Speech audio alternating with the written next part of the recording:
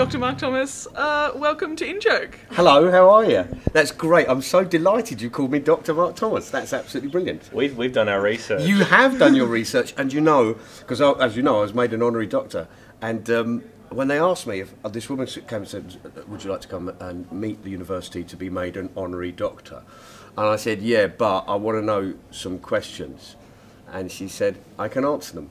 I said, really? She said, yes, you can use it as a formal form of address. Oh. You can put it on business cards, and you can say, trust me, I'm a doctor. Oh, that is beautiful. And that I was like, you knew the question. That's all anyone would ask. That's amazing. So yeah, I am a doctor. I haven't used the title before though, so it feels good.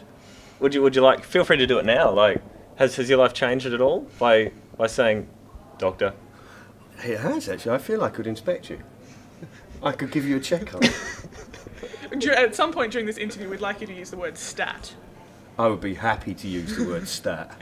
In our research, it just came up that you'd been awarded the doctorate just for general excellence. There was lots of reasons behind the doctorate, but do you have a reason of your own that you've decided that it was for? I thought it was for being fabulous. Wouldn't that be great? We're awarding you a doctorate for being fabulous. That'd be great in the calligraphy on there as well. Fabulous. Yeah, and they would have to actually read it all out in Latin. Ergo cum sat, fabulous. You walked the Israeli border. Well, there's no Israeli border on the east side. There isn't an international border there. Israel doesn't acknowledge where its border is. That's the problem. What I did walk the Israeli barrier, which is a massive, great wall. It's about 723 kilometres long when it's finished. And it's not finished at the moment? No, there are bits of it that's not finished. This is an amazing thing about it, because people say, well, the wall has stopped suicide bombers. And you think, I've walked around bits of it where it's just not finished. And literally, you just walk to the end and just go, hello, Israel. You know, and it is, you can walk around bits of it. It's a bizarre structure, because it goes round, effectively, when it's finished, it will enclose the population of the West Bank, the Palestinian population. And it's a military barrier, and it's part of a military occupation. And it's a really, I mean, the thing that shocked me, genuinely shocked me, is the occupation is far worse than you could ever imagine. And the people fighting it, both Israelis and Palestinians, are far better than you could ever imagine.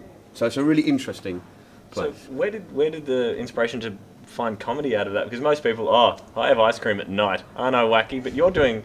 This is very touchy. This is stuff that people tend to avoid talking about. Well, I've sort of I've been a performer in comedy for 26 years, and after a while, knob gags just get rather tedious, to be honest. Yeah. You know, and what you want to do is something different, and you want to try out new ways of doing things and looking things and performing and how you work, and I love the fact that if you're going to do observational comedy, instead of going, right, I'm going to observe something that's commonplace, I'm going to observe something that no one really looks at, or at least no one from this perspective looks at. So it's brilliant fun. And as for, I always get asked, how do you make this funny? How do you make this funny? It's a very serious situation. And I was with a group of mime artists when we got tear gassed by the Israeli army, and they stayed in character. The script writes itself. So was it just a lot of... Oh, how does one... Gas masks don't work when they're purely mime. But you know what? This was the weird thing, because I was at a protest, and I promise you, the tear gas just... It's like a cloud. It just descends, and it's like the scariest thing you've ever seen, first of all, because just you see stuff far in the air, there's like 5 or 6 things, and they streak down, and then suddenly it goes... And you're just covered in tear gas. But people have come prepared. So people have got gas masks, people have got scarves. One bloke, absolutely promise you, had a see-through large plastic bag, and as soon as the tear gas hit the air, he went wham, whapped it over his head, and had this space bubble running through the tear gas. And it was just sort of like, you've done this before. Whereas I just stood there spluttering. And that's a very portable disguise. I mean, forget stepping into the phone booth. I mean, if you've got a plastic bag If you've got a plastic bag on your head, although there is a kind of, we are veering into weird auto-asphyxiation kind of areas here, which I think we should avoid. If you want to be environmentally friendly, canvas bag maybe? Or a biodegradable. Yeah. That would be a very nice one. And do you find that by, just explaining the humour in the situation, it helps diffuse any sort of tension that the audience might have about the issue? Or Well, I think there's one of the interesting things is I come from the left, and so back home I was involved. The first things I started to get involved in politically were rock against racism and the anti-Nazi movement. This was all part of punk rock because I was an old punk rocker, you know. And so it was like I got involved in that, and the anti-Nazi movement was specifically about anti-Nazis. So it was very much informed by the experience of, you know, the Holocaust and what Nazism and fascism meant. And because there was a resurgence of neo-Nazism, then being part of that movement means that you come from that background. And now I find myself sort of going, that still informs everything I do, but now actually what I'm talking about is the Israeli state's racism towards Palestinians. And there is some touchiness that people have. People get very worried if you talk about Israel and Palestine that you're going to be an anti-Semite or you're going to say something awful. And of course, actually, this is a human rights issue. Yep. This is about one group of people living alongside another group of people, putting them under military occupation, one group of people having a different set of laws from another group of people based entirely on their ethnicity. And that's, you know, pretty racist. So I think I don't have any problem. I mean, the show's been performed in a synagogue in North London. We did this show in a synagogue, which was just nuts. This lovely rabbi just came and just said to her, she's a wonderful rabbi, and she went, "Will you come and perform the show in a synagogue? We're doing a fundraiser for Rabbis for Human Rights." I said, "You've seen the show?" She said, "Yeah, come on." And it was, I did this gig in a synagogue, and I have never been fed so much cake in my life. I swear to you, it's like the rider, you do a club gig and there's riders of bottles of this and bottles of that and trays of lager and all of that, and we got you a bottle of Jack Daddy or whatever. Synagogue, what cake do you want? We've got cake. Every conceivable type of cake. I think we're doing the wrong gigs. Yeah. I have to say, as a non-drinker, I'm like, I'm home.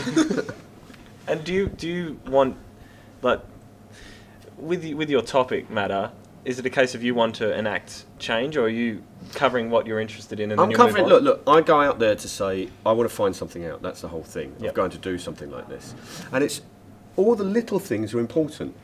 You know, the fact that when you go there, it's really beautiful. The landscape is really beautiful. I was walking along with this Palestinian, it's complete true, on my second day, and this lovely chap called Fadi, and he goes, "I must explain to you the concept and the workings of this refugee situation that we have, where we have refugees actually in the Lebanon that have fled in 19... Oh, wild asparagus." And then, and he goes, and we go foraging for wild asparagus. Do you know what I mean? And, Yeah. Or the fact that there are tortoises everywhere. Right, because stupidly I thought, I didn't ever stop to think, where do tortoises come from? Where do tortoises come from? There. They're everywhere. Seriously, every day we'd see tortoises, and I'd take them off the road because they just sit on the road. And so I'd move them off the road. And every evening I'd Skype my daughter saying, "I've rescued another." My daughter thinks I am the superhero of all tortoises. Right? But there's a very weird thing where this guy was explaining to me, he said, "I have this theory. If you look at the shell of the tortoise, it says here we have the West Bank, here is Lebanon, here is Syria, and we have refugees here, not allowed to come back home, and we have a fault line. There is a geological fault that runs down the Jordan Valley. One good earthquake, everyone comes home." And he's explaining to me the kind of political situation of refugees on the back of a tortoise shell. And as he's explaining, an Israeli military jeep just pulls into view and arrests us. So it's an intense and weird situation, but it's very beautiful. And I think even to just sort of go, I now see this land as a land where you can walk into fields and find purple poppies just growing, or black lilies. You know, it's a way of challenge. Everything challenges. You know, how you see things and how you think about things. Has it been challenging trying to communicate that? Because that sort of startling beauty we're not really used to communicating in just day-to-day language. And like you said, you know, it's not a too traditional stand-up material. You're right, unless it's a gardening show. You know. But it's, I suppose because I back home I come from a background of starting out in stand-up, ending up as a political stand-up, and then ending up as an accidental journalist. And so these things have all kind of merged into one. And so for me, and especially as I trained, I actually went to a drama school and did theatre arts. So for me, this is just sort of, it's not stand-up, but it's comedy, and it's just fine doing this full whatever it is I do now. Well, Mark Thomas, Tortoise Liberator. Your show is... You know, I'm going to put that on a poster.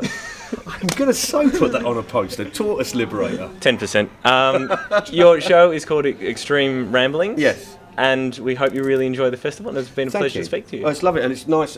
It's just a beautiful seat. You're sitting behind something rather... Yeah, Sit in front of, rather. Sorry, behind. Obscuring the beauty. Yeah. That's a great metaphor for our show. Obscuring the beauty. I think that's Fox News. And as a sign off, would you like to give our audience an order to go see your show, as you are officially a doctor? I can't order anyone to see my show, but I can write them a prescription. Prescription for hilarity. Stat. Stat. Fuck.